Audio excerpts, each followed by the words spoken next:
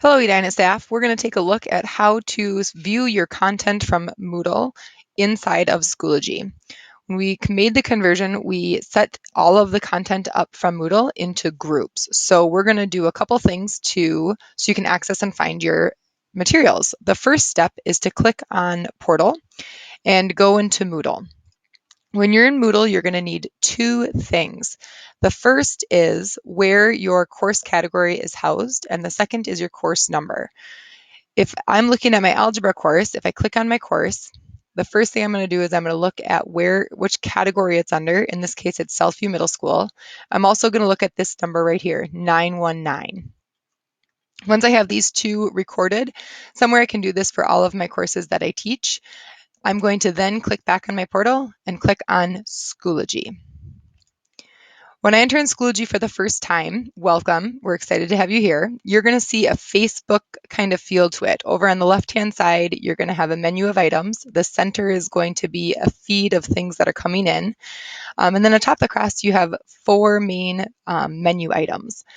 So the first thing we're going to do is we're going to enter a group. All of the groups that we've created have the content inside of them. So the first thing we're going to do is click on groups and we're going to click join.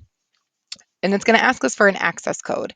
The access code is located on the communication document. If you scroll down to the table, whatever course or whatever category your course was under, that's the one you're going to use. So for me, it was Southview Middle School. I'm going to highlight that code, copy it, and then paste it into Schoology's access code. I'm going to click join and it's going to bring me to that group. From this group, we are going to ask you to turn off notifications. Otherwise, every time somebody joins the group or makes changes, it's going to send you an email. So go ahead and on the upper right-hand corner, click on notifications and unclick all of these boxes and then click Save Changes. The next thing we're going to do is we're going to go into resources. Resources is on the top menu of those four, and it's divided into four different categories: your personal or your home resources, public resources that everybody on Schoology can post to, group resources, which we are creating in-house as a Edina Public School District, and then apps. And right now we're going to go into group resources because we've created some group resources for you to get your Moodle course content. Over on the left-hand side, you're going to see that we're in the group resource and your groups will be listed. So if you teach at more than one school, you'll have more than one group. If you're just at an elementary school or one school specifically, you're going to go through and you're going to find your course. So it'll be numeric in order.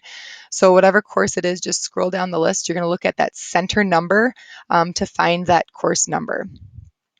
For me at Southview, or if you're at Valley View or the high school, your folders are in a two-tier system so that it wasn't as long of a scroll for you to find your courses.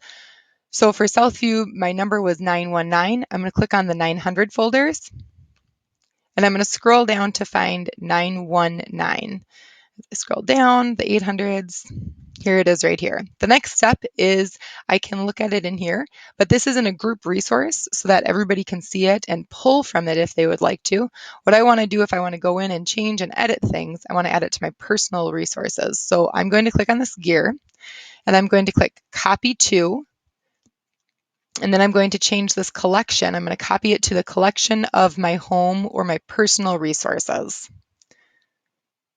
Once I have copied that folder over, it's going to probably take a little bit of time. It's a lot of content. The larger your Moodle course, the longer it's going to take. We found when we've done some tests, it takes about 5 to 30 minutes, depending on how big the file course is or how big the files are.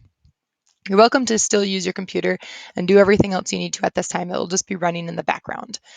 Once you have it into your home resources, you're going to click on resources up on the top and click on personal. So now we're going to go into your home, your personal resources that you can edit. And your course will be in here. So you can rename this folder, we can edit, we can add, we can do all sorts of things. More information of that type of skills and exploring will come during the summer online courses, during the face-to-face, the online, as well as workshop week. If you have any questions, please don't hesitate to ask Mike or Megan. Have a great day.